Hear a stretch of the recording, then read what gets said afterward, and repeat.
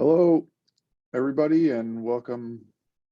This is Dr. Gardner at the University of Montana, and today we're going to do a brief introduction to MODFLOW 2005, and just talk about some basics, very fundamental basics of MODFLOW, what it is, and get introduced to some MODFLOW terminology and sort of the MODFLOW way of thinking. This lecture is geared towards MODFLOW 2005. There's a big shift after this version of MODFLOW, and so this is really the last of the finite difference versions of MODFLOW. All right, so let's go ahead and get started. So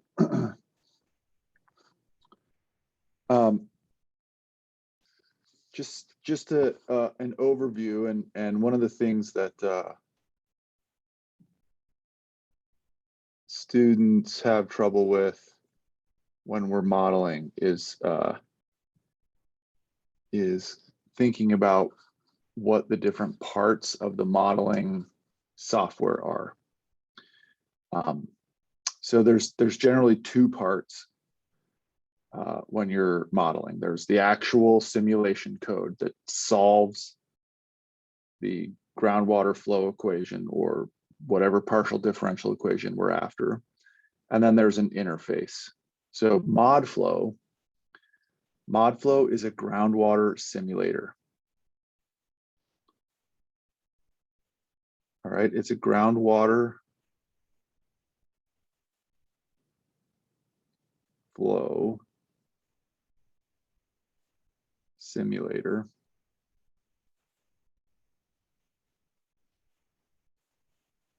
All right, it's written in Fortran.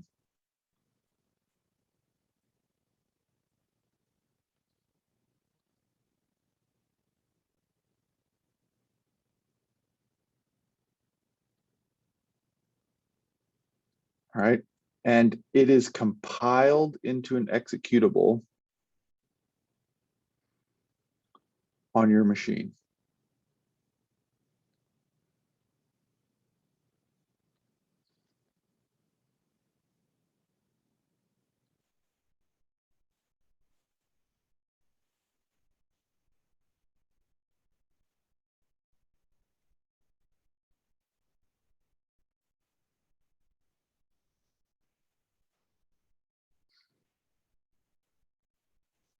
So, for example, MF 2005.exe. All right, this file, MF 2005.exe, is an executable binary that's been compiled on your machine, and it was written in Fortran. So MODFLOW is this standalone executable.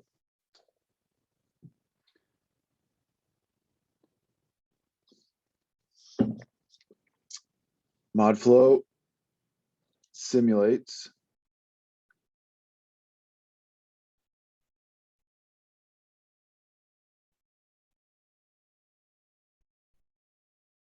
constant density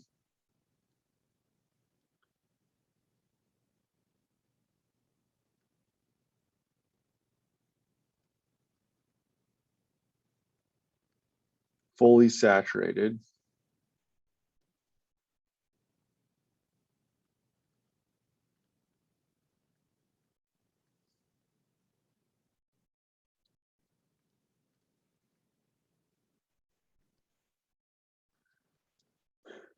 groundwater flow in a porous media.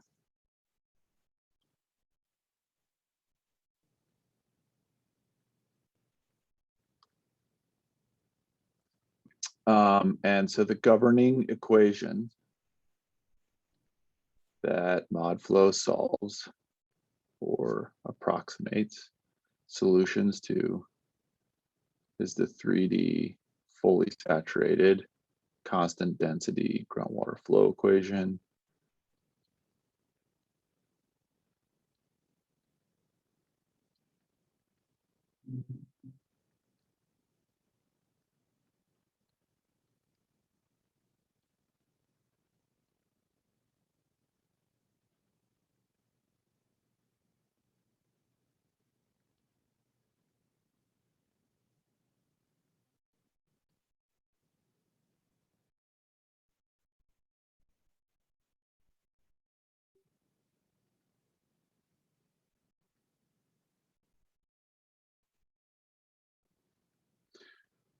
All right, so this is the PDE that that MODFLOW base, the whole goal of MODFLOW is to simulate solutions to the boundary value problem for this governing equation.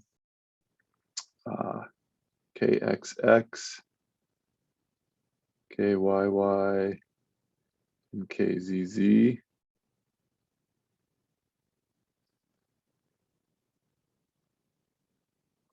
are values of the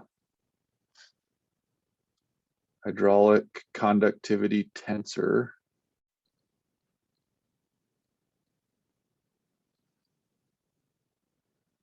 where the principal axes of the hydraulic conductivity tensor are assumed to align with the major directions in X, Y, and Z.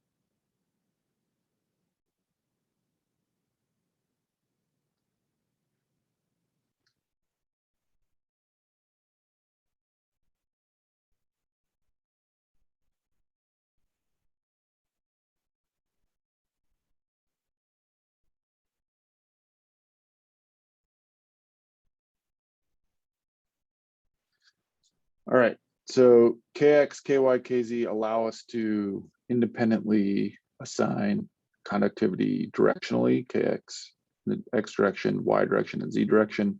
And we assume that the principal axes of the hydraulic conductivity tensor align with our geometric axes of X, Y, and Z. H we know is the groundwater head.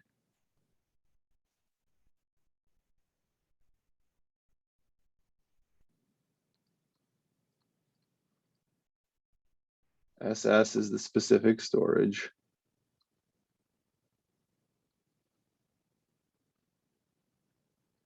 Let's see this conductivity. Actually, I will not do this in SI. I'll do it in generic units. This should be length over time. And this should be length.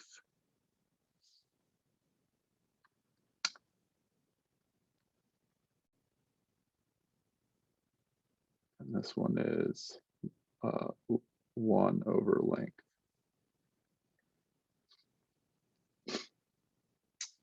Oh, and I'm going to add a term here to this right-hand side. Sorry, this is W of X, Y, and Z. And W is a generic function that can represent sources or sinks, i.e. wells or other sources of water in the domain.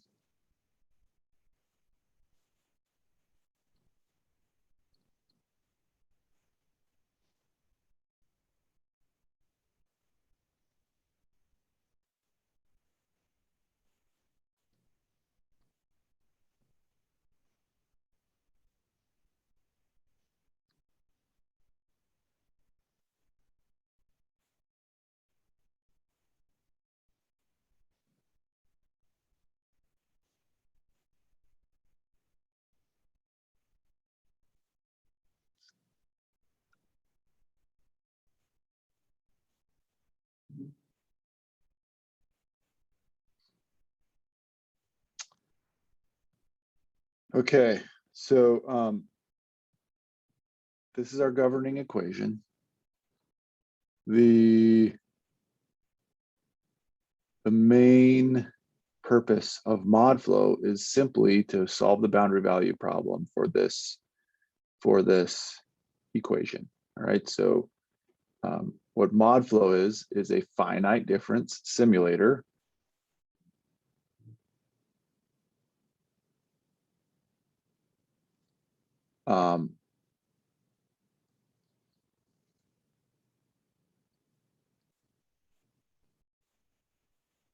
And I'm going to start abbreviating MODFLOW as MF. And MF MODFLOW 2005 is a finite difference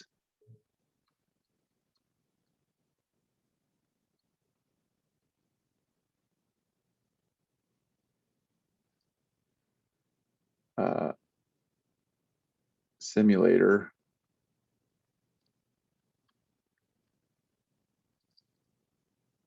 for our equation. Let's call this equation I. All right.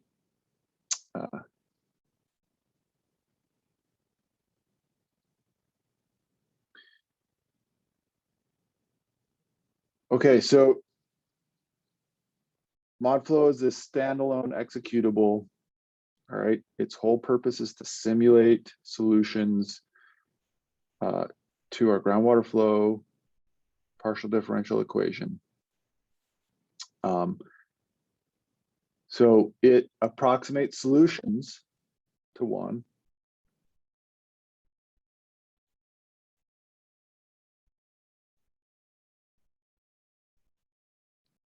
Or to I.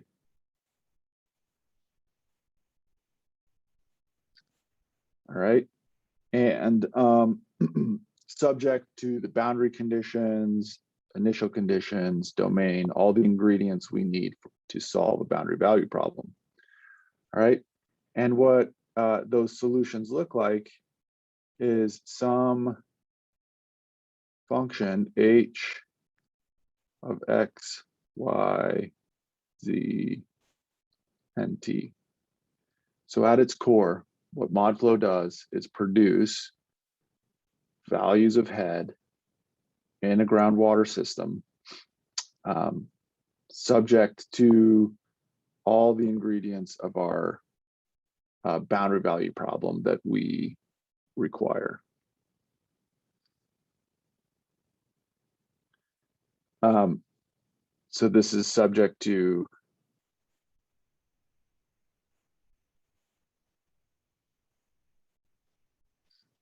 let me erase this guy.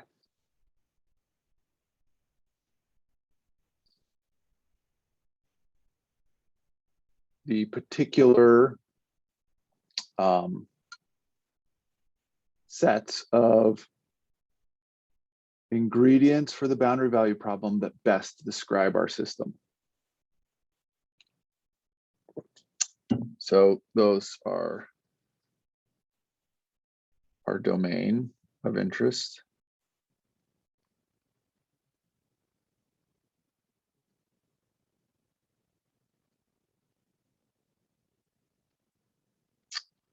our boundary conditions,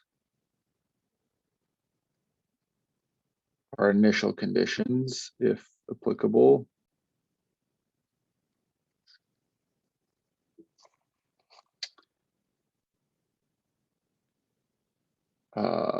distribution of parameters,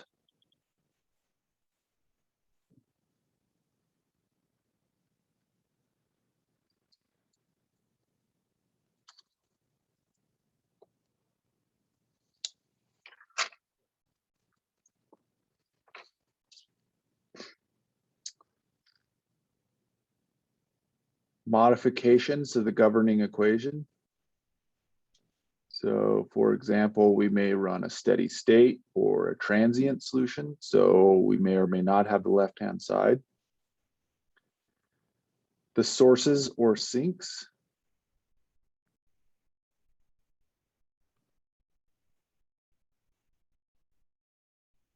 So wells, so in our equation, that was W of X, Y, Z. All right, where are the wells? How much are they pumping?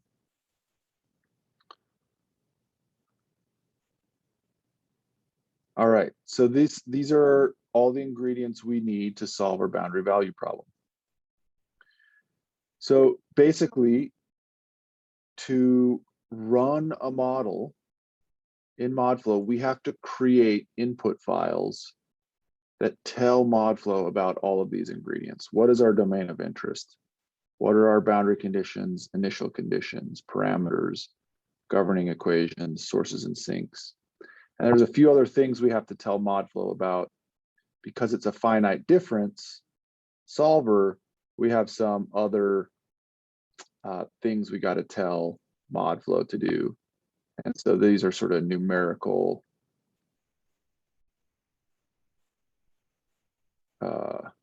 constraints. So one is the discretization.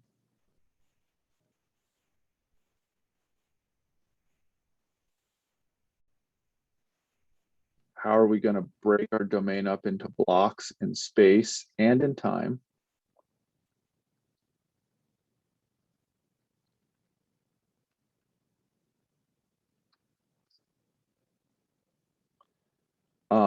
And then output.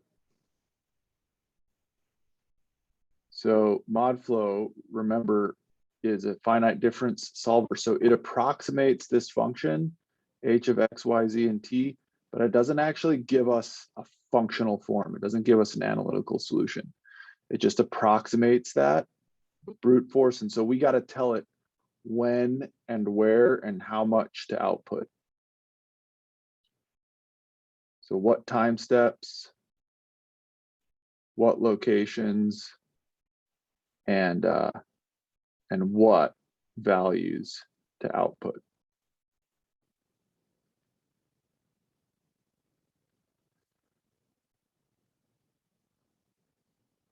Okay, so these are all the things that we have to be able to tell MODFLOW to do, all right, in order to run a simulation.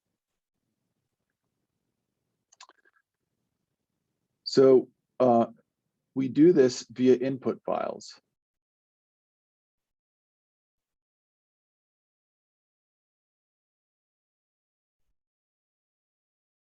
So all these ingredients here,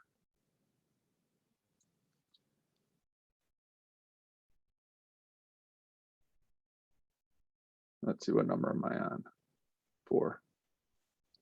All these instructions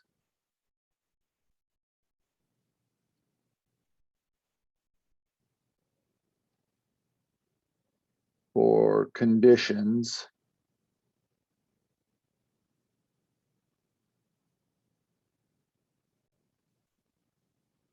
of our boundary value problem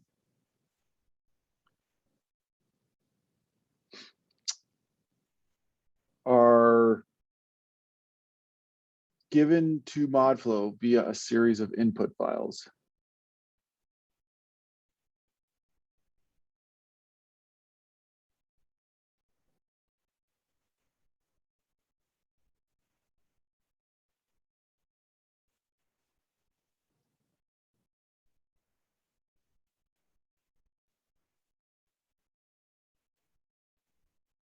Right? And these input files tell MODFLOW everything it needs about all of this stuff: domain of interest, the boundary conditions, the initial conditions, the subsurface parameters, any changes to our governing equation, sources and sinks, and these numerical constraints. These are all given through a series of input files. And so at execution, so when we run MODFLOW,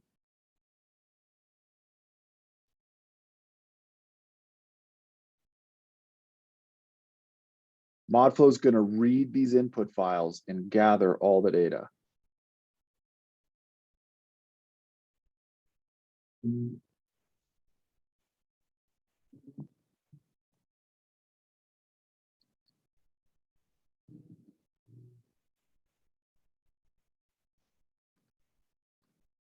All right. And when it does that, it gets all the instructions it needs. Then it does the finite difference solution.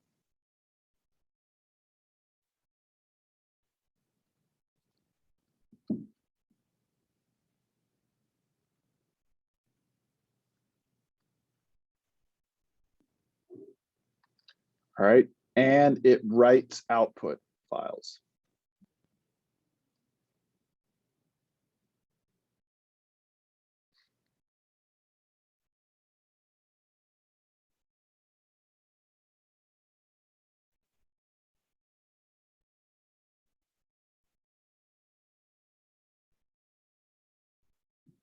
Which the main output files are essentially giving us this head at X, Y, Z, and B. All right, that's at its base constraint. That's what MODFLOW writes is heads, or solves for is heads. It can then calculate fluxes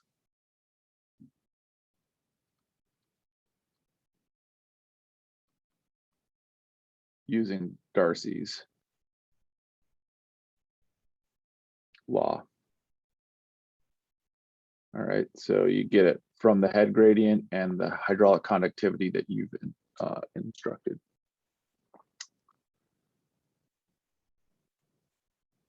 Okay, so the essentially modeling, all right, the process of modeling or creating a model in MODFLOW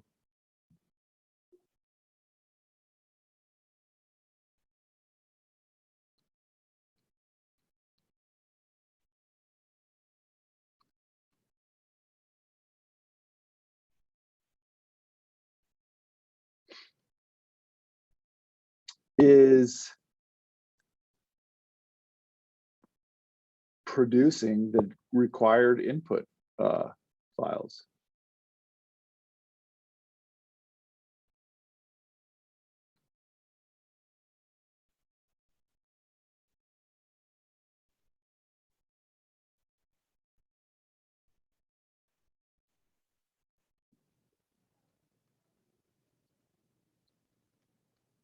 And when you want to, if your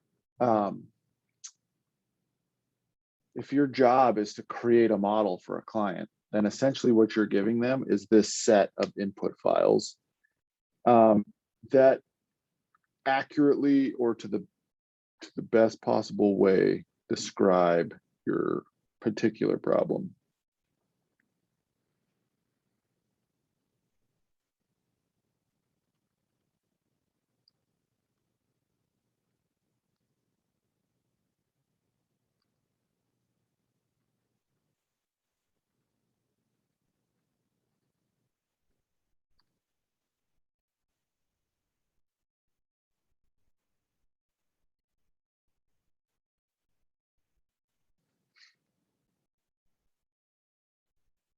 All right, so that's it.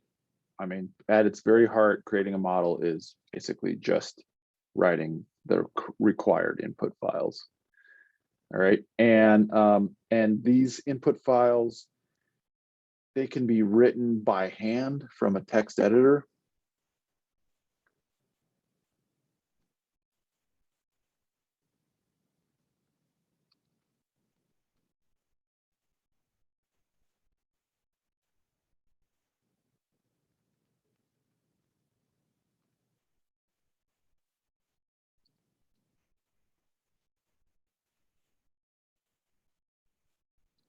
So a lot of people may learn to model using these really large and complicated interfaces, and we'll talk about some of those next. But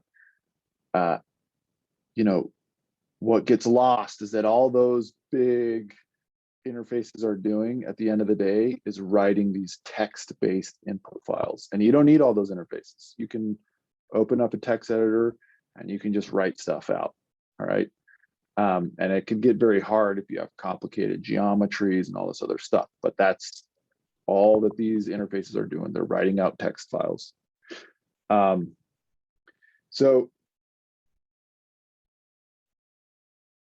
because we can have things in these models that are hard or may require lots and lots of writing, all right, so for example, we may need to bring in or write some geometry that's would require lots and lots of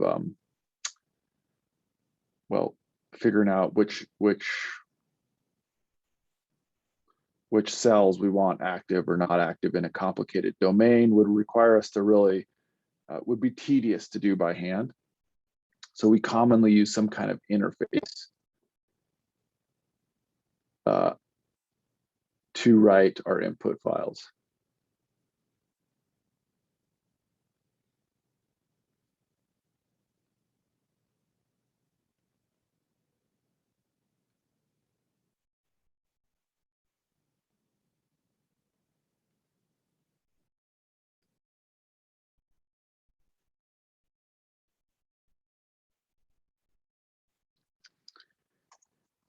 All right, and there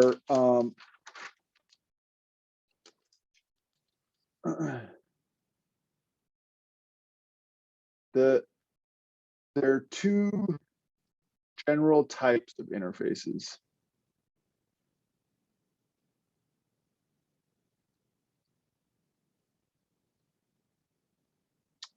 Generically, and the job of an interface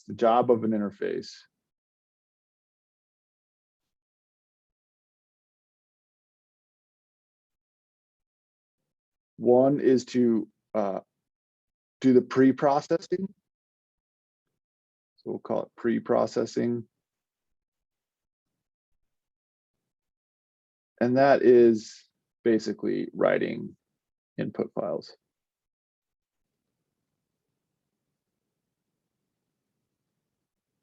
Collecting all the ingredients of the boundary value problem and writing the input files that describe it in the way that MODFLOW can read it. And then the second job is post-processing. All right, what MODFLOW is going to give us are files of the head at different places at different times. Well, you're not just going to give your client a file that's just head. You're going to give them pictures, pretty pictures. It's your job as a modeler.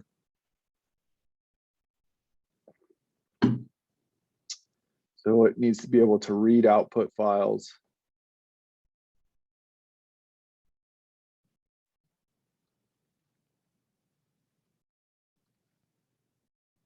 make plots,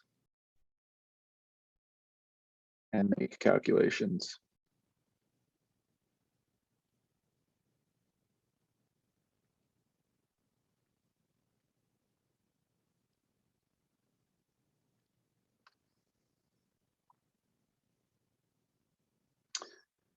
There's two types, basically. And the first one is called a graphical user interface.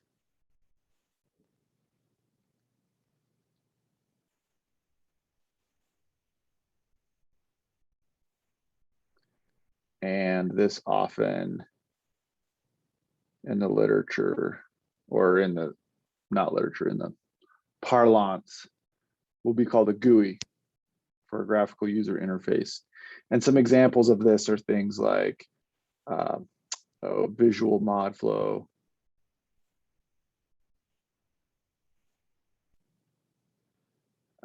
groundwater vistas,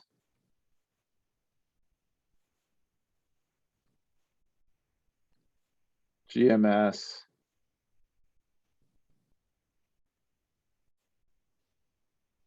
all right, and a lot of students, a lot of people who are even users of MODFLOW sort of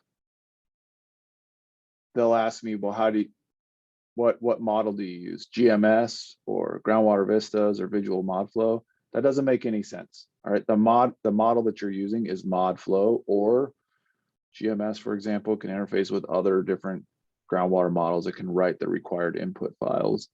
These are the GUIs that you use to create the input files.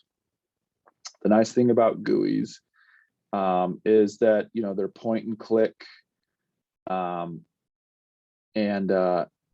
it's point and click. They have some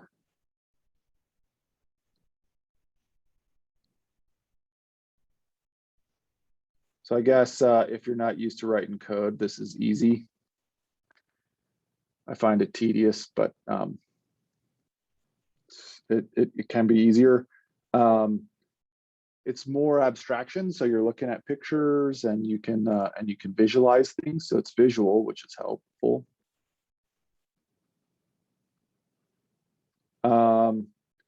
Some important things are that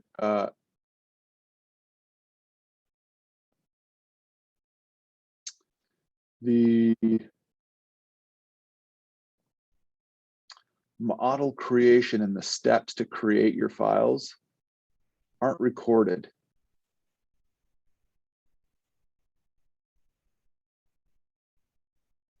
And this is an important feature.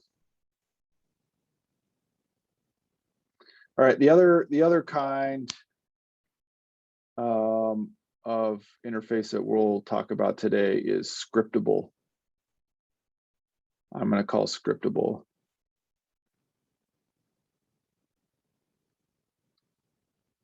And this is something I made up. There may be a more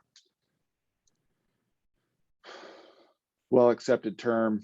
I don't know. Scriptable user interface.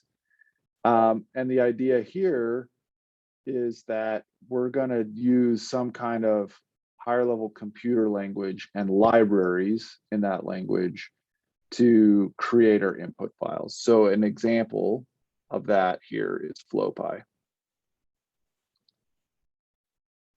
All right, so FlowPy is a set of functions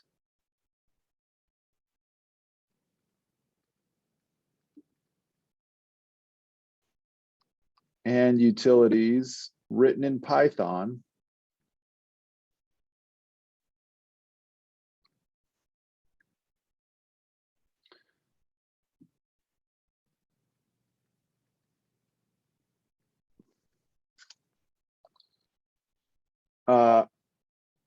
so written to help create input files.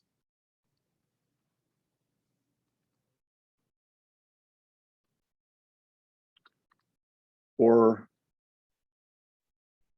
evaluate output files.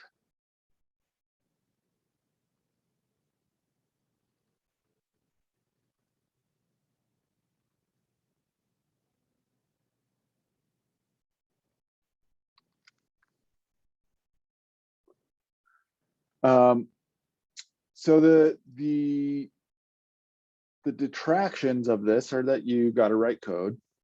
All right. So it's text-based. So it's code-based, which requires some knowledge. All right, you don't just get a point and click. But some advantages are that your entire model creation, because you're doing this in a script, is recorded. You can see at every step, oh, here I'm reading in this data set. I'm performing this set of calculations on it, and then I'm writing this input file. Everything is recorded in your script. Makes it extremely transferable and extremely transparent. So in this class, we're going to be focusing on the scriptable user interface and using FlowPy. as our interface with MODFLOW. So FlowPy has, in essence, the only thing it has to do with MODFLOW is that it writes input files and can read the output. But MODFLOW is its own standalone code. All right, you do not need FlowPy. MODFLOW actually doesn't care whether you're using FlowPy or one of these other GUIs, say Visual MODFLOW. All that MODFLOW cares about is that it has the right input files in the right format, and then it's going to run. And then our job then is to be able to make calculations from that output. Okay, so something that students always seem to have a hard time with, the interface is separate from the model, all right? And we're just going to use the interface to create everything that the modeling software needs.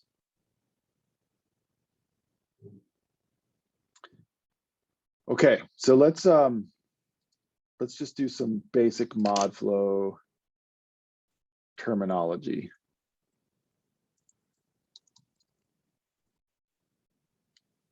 Now, MODFLOW is, the most extensively used groundwater flow model in the world. It is written by the USGS. It's been used all over. There's tons and tons and tons that you could do a whole class on just MODFLOW. So today, all we're going to do is just get us thinking in a MODFLOW way and introduce us to some basic terminology. So the first thing is that a MODFLOW model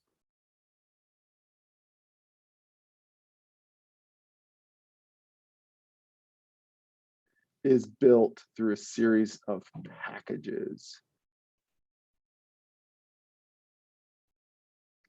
So we build it by putting together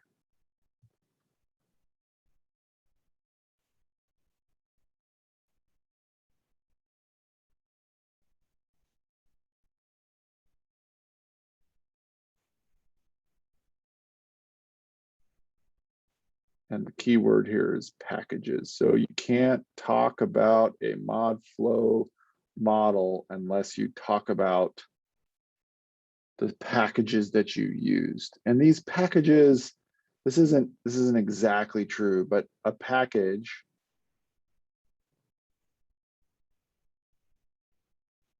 is roughly equal to some an input file. All right, so each package will have its own input file. And these are all roughly equal to some ingredient of the boundary value problem.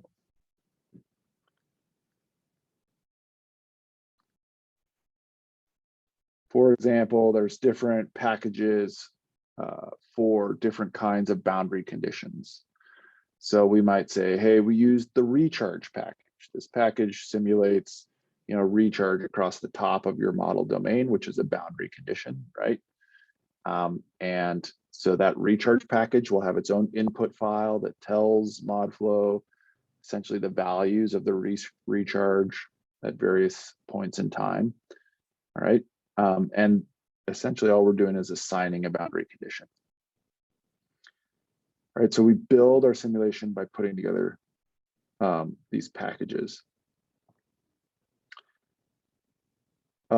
The other thing I'm going to say, and I'm going to say it right now, your biggest friend when you start running any model is the model manual. So go out, the MODFLOW 2005 manual is on the internet, download it. It's assigned reading, all right? You don't have to read the whole thing, but definitely read the introduction and have it available, because as you model, you're going to have all kinds of questions, and I guarantee those answers are in the manual. All right, probably. So use the manual, use it often, and if you have the manual, you can read a list of packages. All right, some packages, some common packages that we're going to be using to start off with.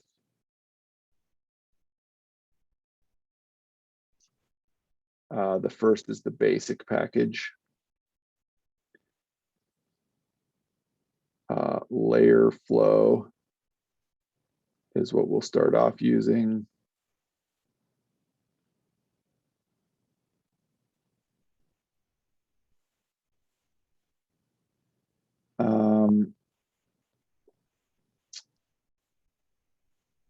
Well package, recharge package, river package,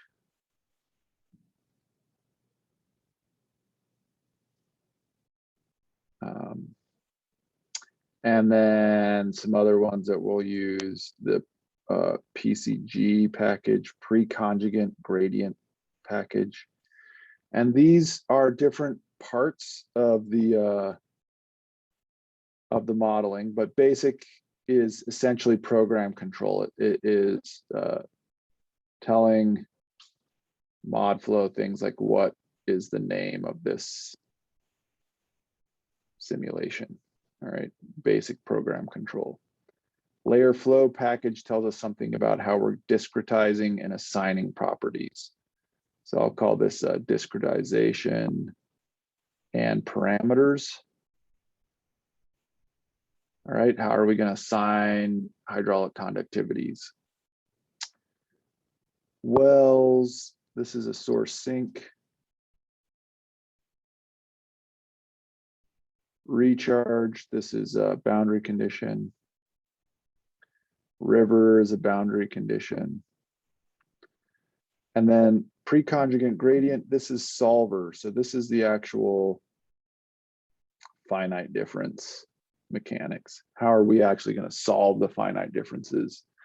And you know, for your first few models, you're just going to use basic settings, and probably most of the time the basic settings in MODFLOW are going to work. But as you get into more and more complicated problems, playing with the numerical solutions can become necessary. And so we're able to change what kind of solver, how we describe convergence. So there are various things we can change with that solver and that finite difference method. All right, so these common packages, like if we had a simulation, for example, where we wanted to simulate flow in an aquifer that had a well, that had aerial recharge, had a river running through it, this would be the set of packages that we might stitch together to make this simulation. And the ones that are absolutely required, I've listed here. You can't run a simulation without these three. You need to tell it sort of some basic stuff. You need to tell it how to discretize and parameterize. LPF, layer flow package, and basic allow you to assign some boundary conditions. So you don't have to have well or recharge or river. You can assign constant head boundaries from LPF. And then you have to tell it how to solve. All right, so the solver. So these three you have to have. The others just let you build more and more complicated models. So you only use the packages that make sense for your problem. So if you don't want to think about something that has recharge or a well or a river, then you don't add those packages. And basically each package gets its own input file. All right, so it is there to describe a process that you want to include, and you've got to write the input file for that package. All right, let's talk about some finite difference stuff and some terminology.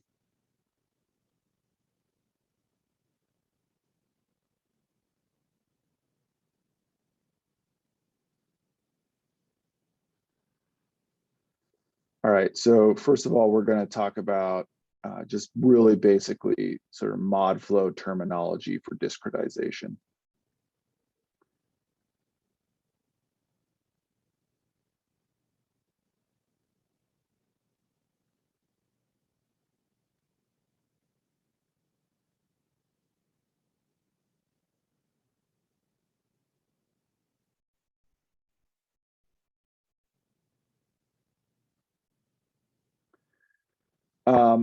Okay, so first of all, we have to discretize our problem, both in space and time.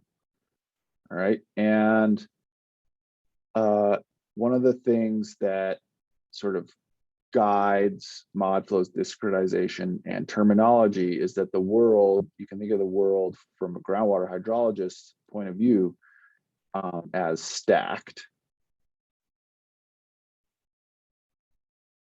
thin,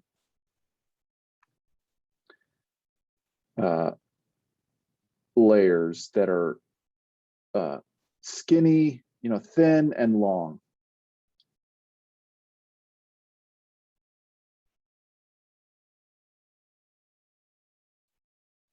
And basically these layers are either aquifers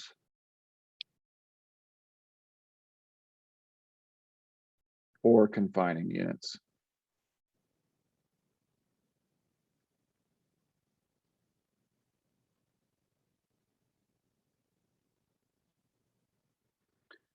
All right, so we have these long, we can break the world up into these long, thin layers. All right, and they are confining units and aquifers.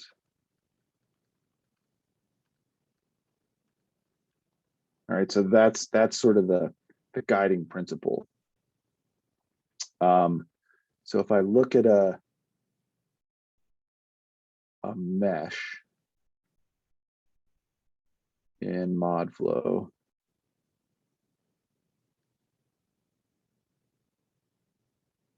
all right, we're going to break, when we do finite differences, we break our domain up into these blocks.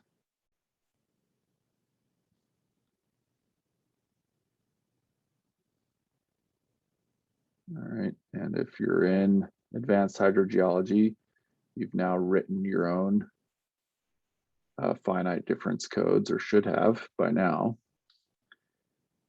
And I'm going to use some color coding. So we've got these layers,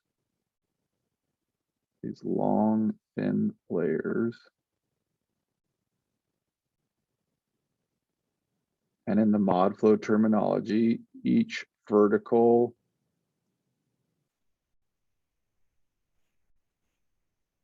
so the vertical discretization, this is layer 1, 2, 3, 4, 5. These are called layers. All right, so this would be a 5-layer column, and the spacing here we call the thickness of the layer. And in MODFLOW, they call that delta V. So this would be delta V1. This is the thickness, or the vertical thickness, V, of this layer. Okay, all the layers then are broken up into, and I'm going to put some axes here so that it's really important that these, so this is X, Y, and Z, all right? And these are always going to be this way, X, Y, and Z. All right, so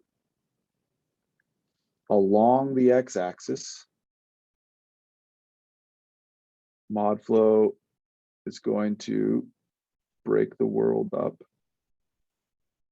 into rows. All right, so these are called rows.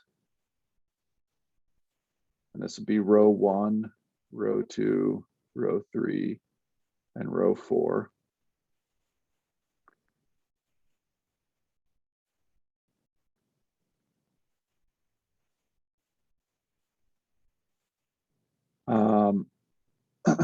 And then these along parallel to the y direction are called columns.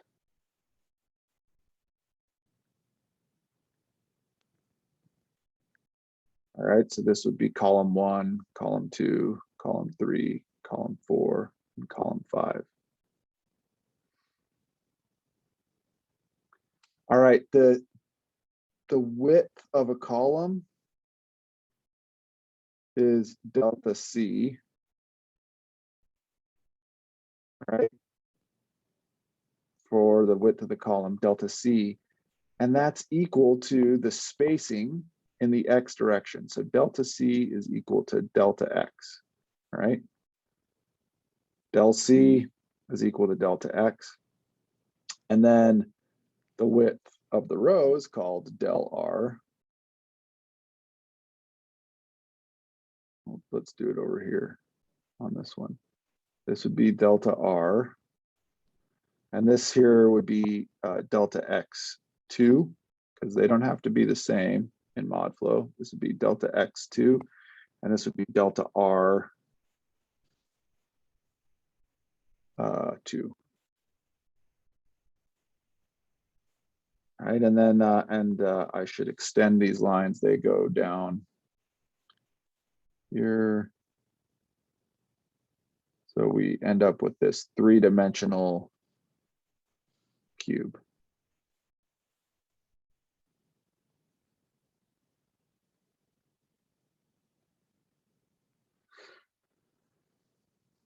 All right, so the volume, let's pick the volume of let's undo that. Let's pick the volume of I don't know, this cell right here. So that's layer 4, column 2, row 1. So the volume, and we always do this X, Y, Z. So this is column 2, row 1,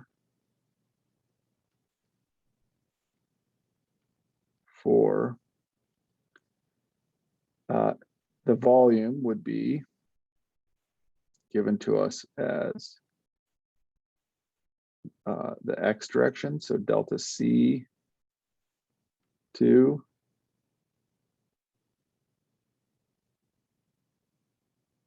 the row direction, delta R1, and the Z delta V4.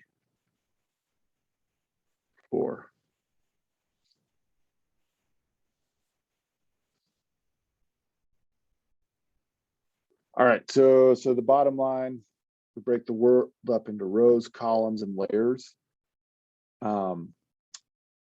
The X discretization, all right, is given by del C. The Y discretization is given by del R, and the thickness is given by del V. My total grid size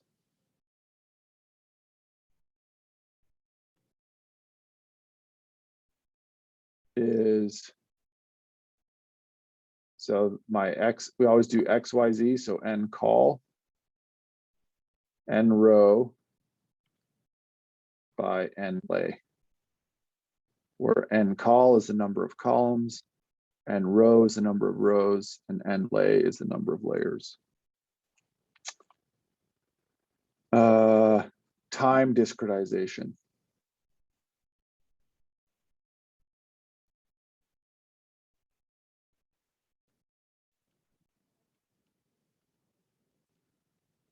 All right, so we have to break up the time derivative. And there's some terminology, MODFLOW specific terminology. So first, we break the world up into what we call stress periods.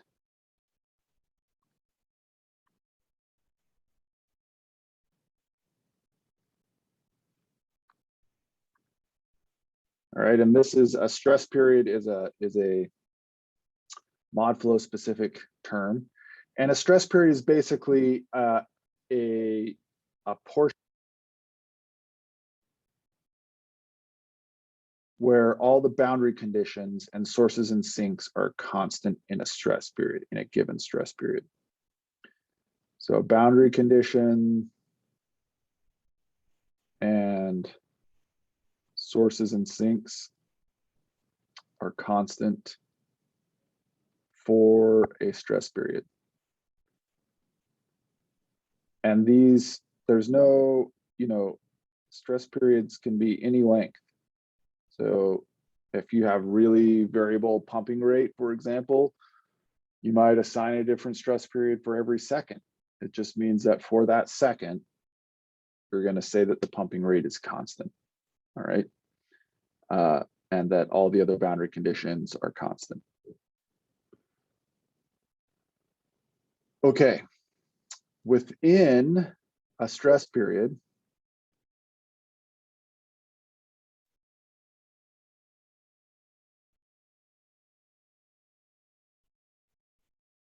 we can solve for a series of time steps.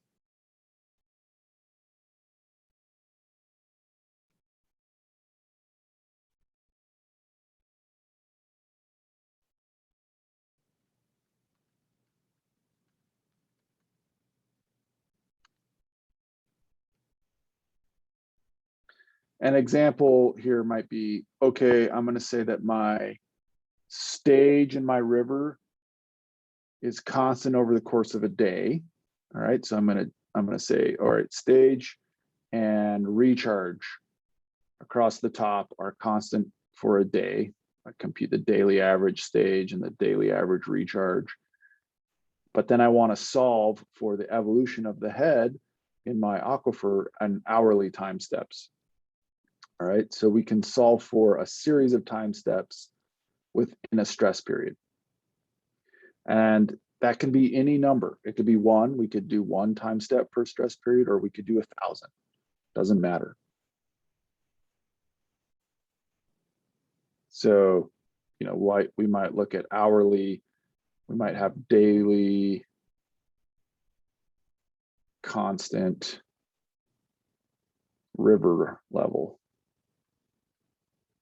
And we might want to calculate hourly head changes.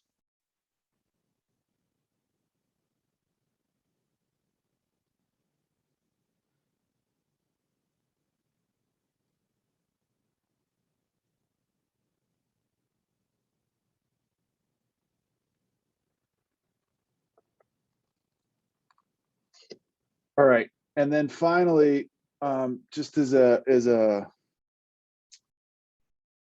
so MODFLOW is an implicit finite difference. So it uses a numerical solution and tries to solve for all the heads at once. And it does this iteratively. So within a time step, then we iterate.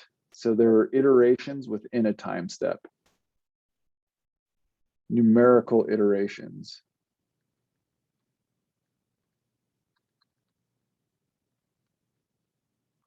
And that's just the solver working within a time step.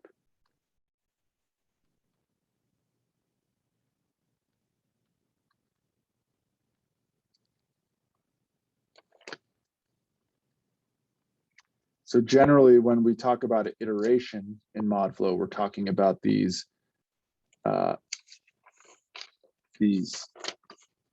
iterations of the numerical solver to try and converge on the values of the head for a single time step.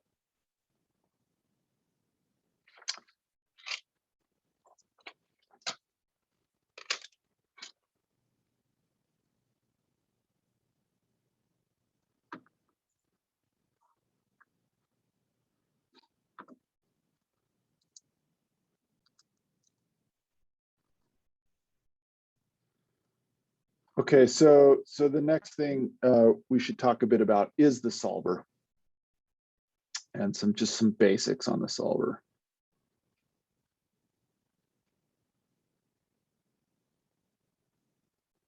right, so remember, MODFLOW is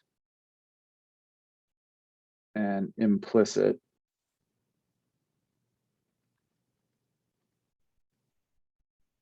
finite difference solver, and that's basically what it is at its heart. And so in implicit finite differences, we construct this series of equations, system of equations, and we can write it in matrix form, where we have this finite difference operator A times the vector of heads at the next time step, j plus 1, is equal to the heads at the current time step. All right, and so we've constructed this system of equations that says, I need to know my future time steps in order to calculate my present time steps. And for an implicit solve, what we do is we say, well, I can't know the future before I know the past. So I have to actually, in order to solve for my current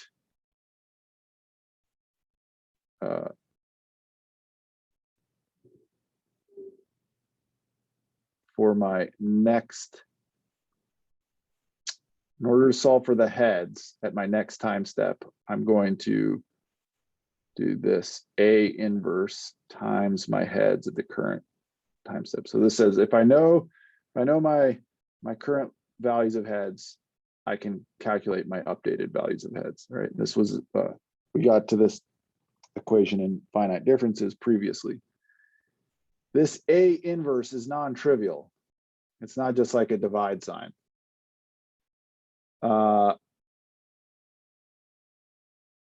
So it's not a trivial thing to calculate.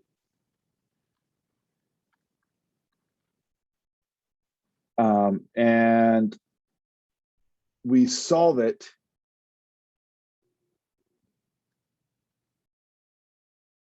we find it through numerical approximations.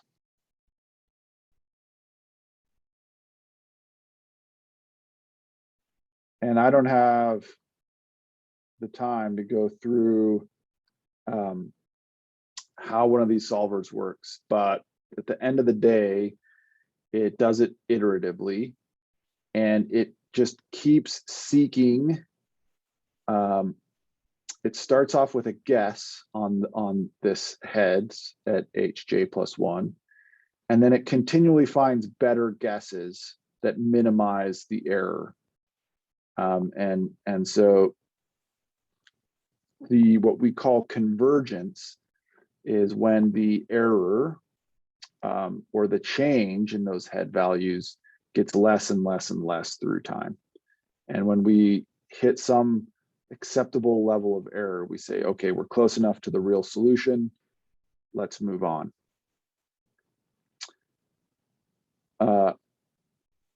So we do it iteratively.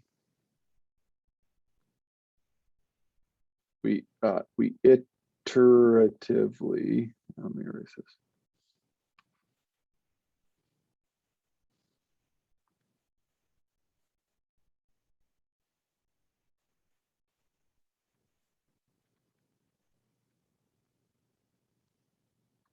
Make better guesses. And we make these better guesses through math.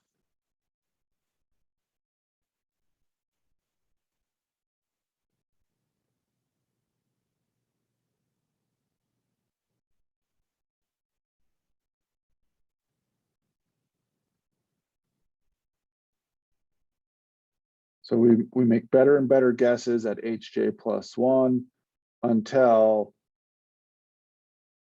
it gets close enough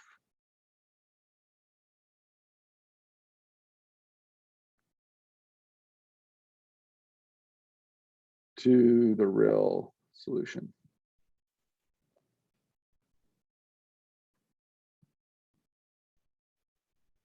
And we call this in the terminology convergence.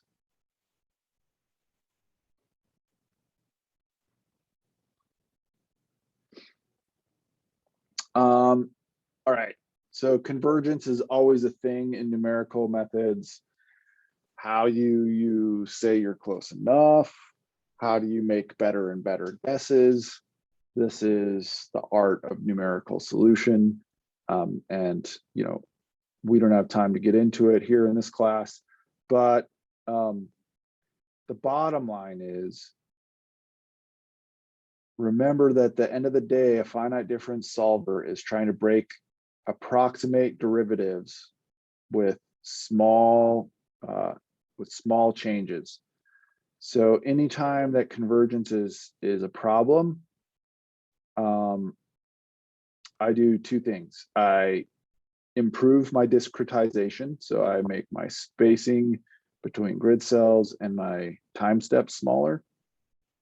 And then I check my boundary conditions or initial conditions. Oftentimes, a convergence problem is you've assigned an unreasonable boundary condition. You're trying to force the Mississippi River into your well, and there's just no way that the solver can handle that amount of water. It's trying to blow the world up, and it's just too much for the solver. Okay, so convergence problems.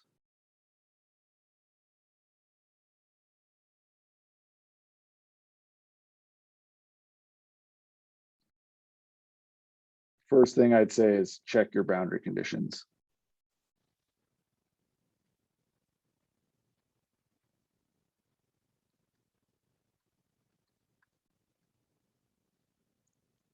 Or your initial conditions. If you start off with an aquifer that's completely dry and then you apply heads, that's just too much. So check your boundary conditions and initial conditions. Big changes are hard for numerical solvers. And then if that doesn't work, decrease, make your spacing in space and time. So make delta S, delta space, and delta time smaller.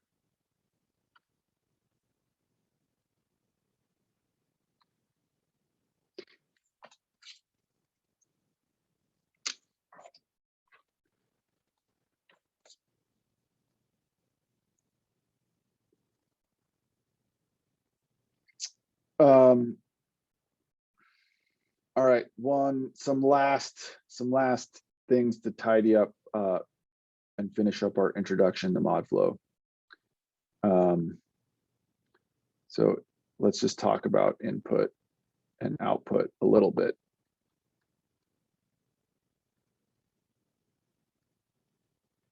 All right, remember, input are files, and these are text files.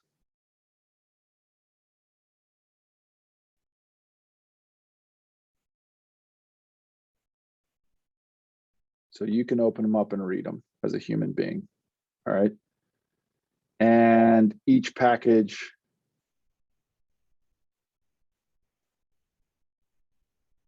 gets its own file.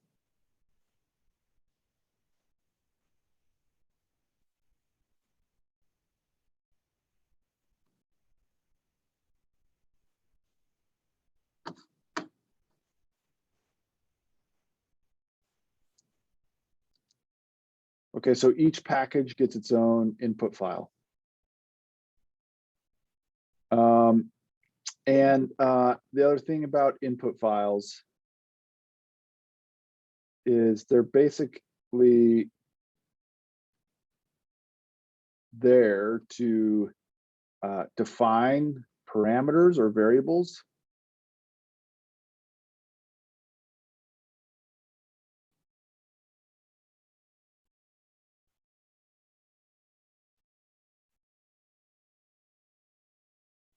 Is what they get called in MODFLOW. So parameters or variables And the file structure and the variables are defined in the manual, all right? And there is online documentation that I'll show you later. But remember that the manual is your friend. So file structure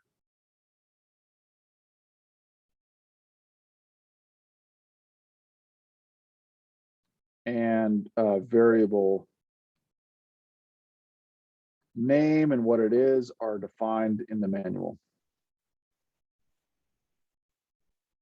So the manual is your friend. Get used to reading them.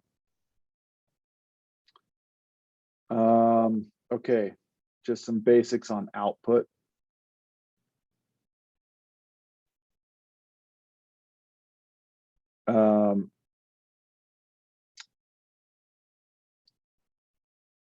So the basic package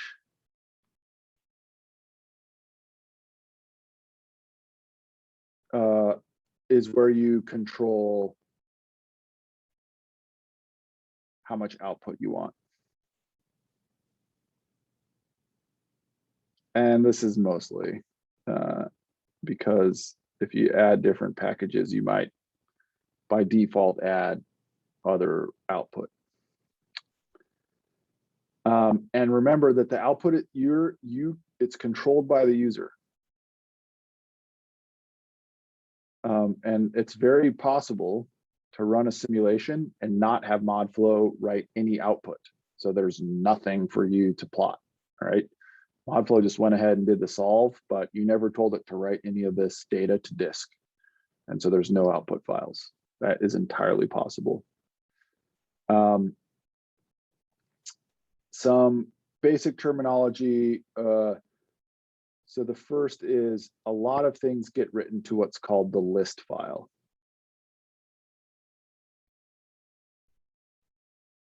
And this is usually your model name,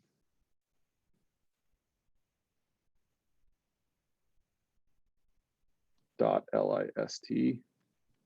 This is a text, human readable, and it just lists all kinds of different information. It tells you about iteration, convergence, gives you the model name, it tells you what packages were used. So this, I'll call this the information file. And it's probably like anytime you run a simulation, it's worth just sort of scanning through your list file and seeing what packages you loaded, did everything load okay, did it read all the data, did the run, did everything converge, did you get any errors? And then at the end of this, it gives you your mass balance.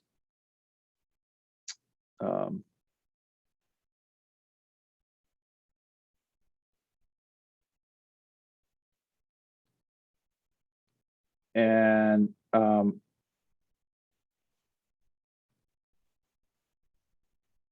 this is a really good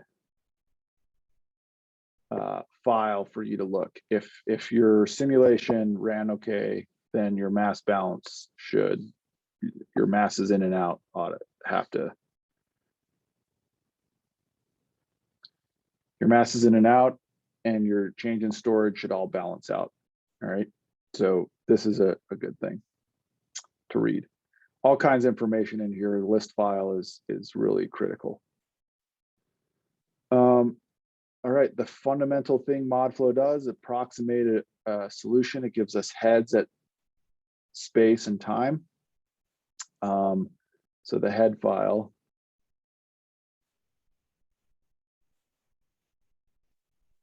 And this is usually your model name.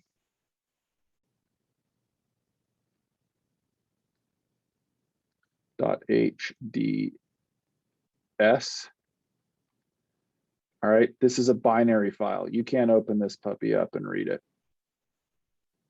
You have to have some software that can read it. And if you wanted to print out the head every place, you can read in a binary and write text, but you have to have software that will read this binary file. and this has heads. For all the times,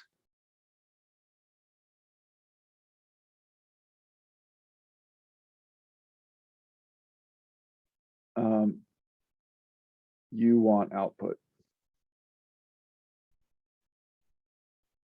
All right, so deciding when, where, and how often you want to write output, for most of the simulations we're going to do in class is not a big deal. But when you start running really big groundwater models, it takes a long time to write to disk. That's a very slow process computationally. So you don't want to write to disk if you don't have to. If you've got a really big 3D grid, you can make really big output files very fast. So you start using up a lot of disk space. So you don't want to write to disk if you don't have to. So you want as much output as you need, to make the pictures you need, to make the calculations you need, to answer your question. But you don't want to write extraneous because it slows your simulation down and it makes your data files bigger. Another one that we will use is the cell budget file.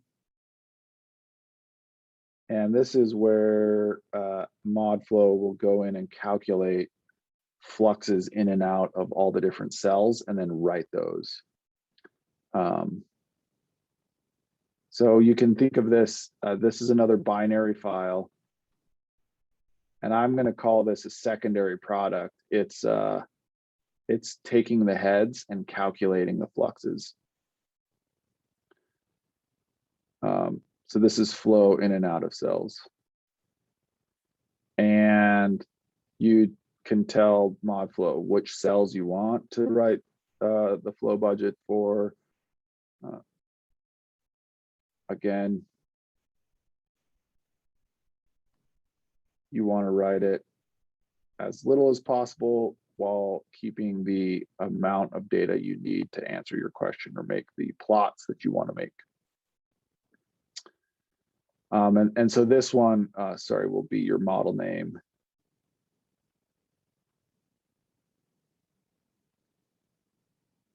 .cbc, I think, usually. All right. So this is your cell budget file. It's the actual flow in and out of cells. And you can use this to do things like make